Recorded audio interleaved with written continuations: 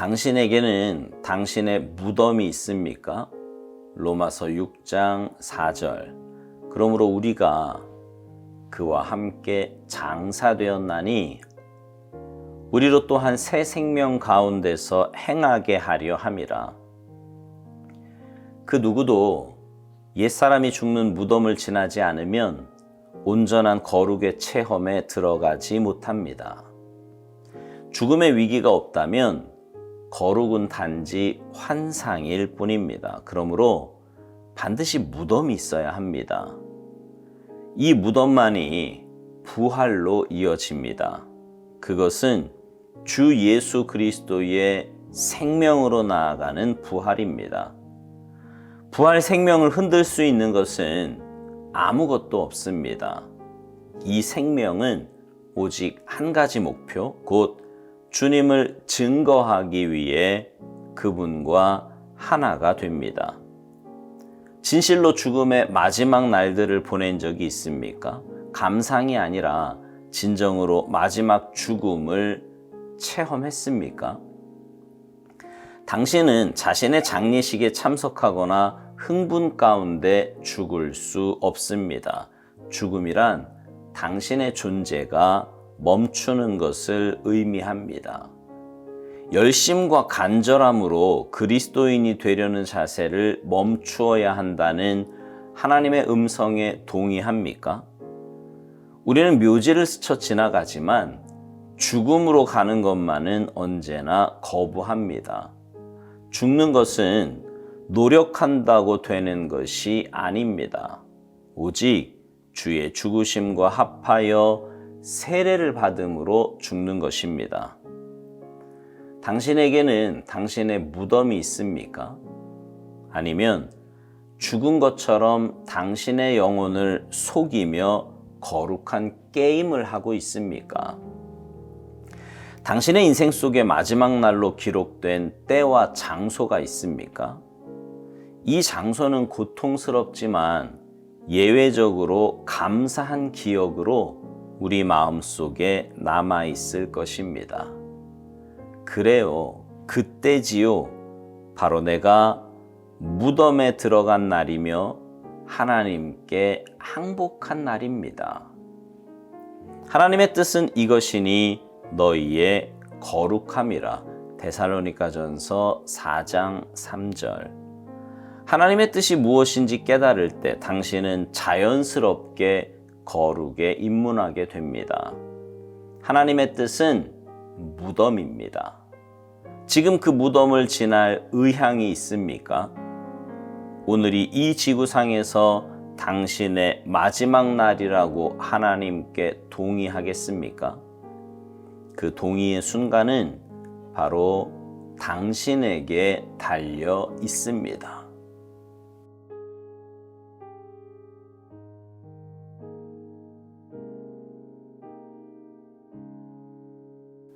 우리가 죽는 날까지 싸워야 하는 것은요, 나는 죽고 예수님이 사는 겁니다.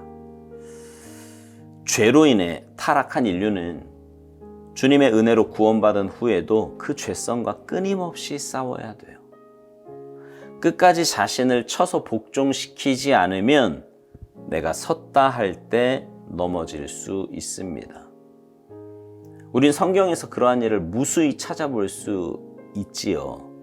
가나안 땅에 들어간 이스라엘 백성들은 눈에 보이는 풍요로 인해 욕심의 자극을 받았고요. 결국 그 풍요를 쫓아 이방 신을 섬김으로 인해 약속의 땅 가나안에서 멸망을 당했습니다.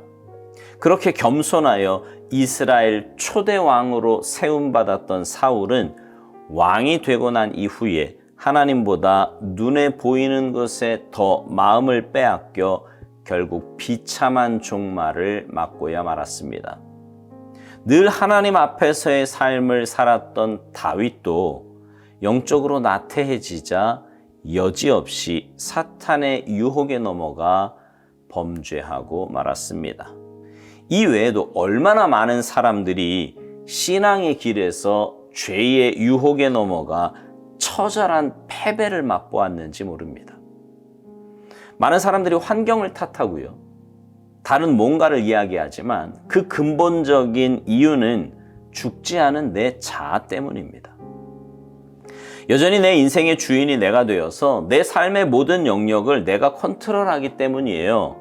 평소에는 괜찮아 보이지만 결정적인 순간에는 한계가 드러납니다. 아니, 그렇게 나약할 수가 없어요. 그래서 유혹에 넘어가는 거고요. 범죄하게 되는 겁니다. 오스왈드 목사님은 그 누구도 옛사람이 죽는 무덤을 지나지 않으면 온전한 거룩의 체험에 들어가지 못한다고 말합니다. 죽음의 위기가 없다면 거룩은 단지 환상일 뿐이라고요.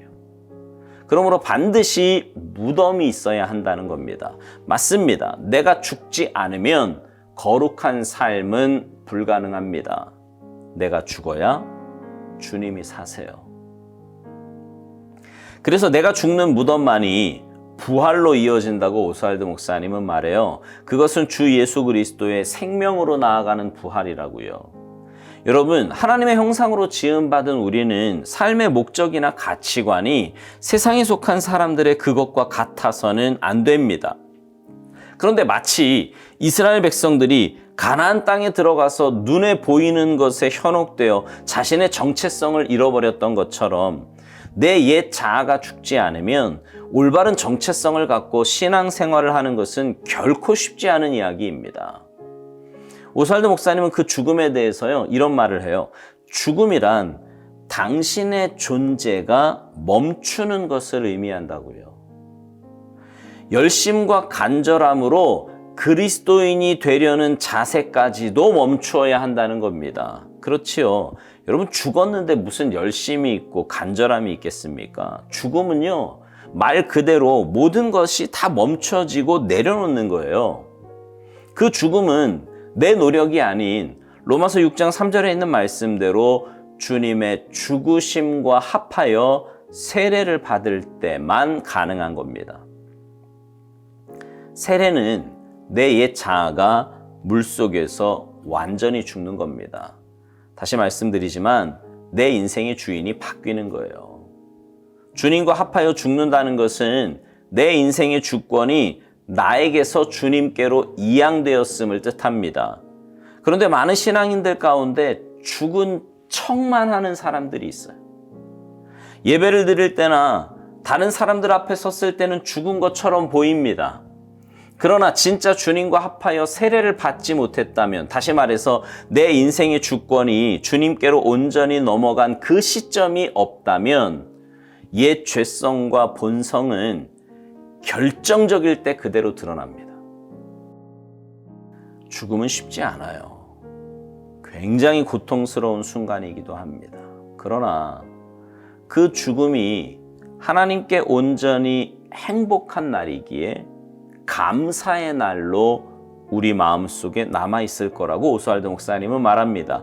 참된 그리스도인이라면 내가 죽고 예수님이 사시는 것처럼 귀한 일도 없으니 당연히 감사가 있는 거지요.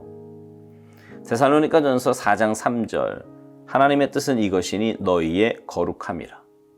우리를 향하신 하나님의 뜻은 우리가 주님을 닮아 거룩함에 이르는 것입니다. 그리스도의 장성한 분량에 이르는 거라고요. 그것은 내 힘으로 안 됩니다. 죽어야 돼요. 주님과 함께 죽고 주님이 사셔야 합니다. 사랑하는 성도 여러분, 여러분의 인생의 주권을 하나님께 드리는 것은 그 누구도 아닌 여러분만이 할 수 있는 일입니다. 죽음에 이르는 길, 여러분의 영적 무덤을 만드는 일은 여러분만이 할 수 있는 일이다, 이 말이에요. 여러분, 내가 죽는다고 하니까 손해보는 것처럼 느끼십니까? 좋은 시절 다 갔다고 생각하세요? 아니에요. 내가 죽어야 주님이 역사하십니다. 그리고 내 힘으로 사는 인생보다 주님의 은혜와 능력으로 사는 인생이 훨씬 더 잘 사는 인생이 되는 거예요. 바라기는 여러분의 삶에 여러분의 영적 무덤을 만드시기 바랍니다. 그래서 나는 온전히 죽고 주님만이 사시는, 주님만이 내 인생의 주인 되시는 귀하고 복된 삶이 되시기를 주님의 이름으로 축복합니다. 아멘.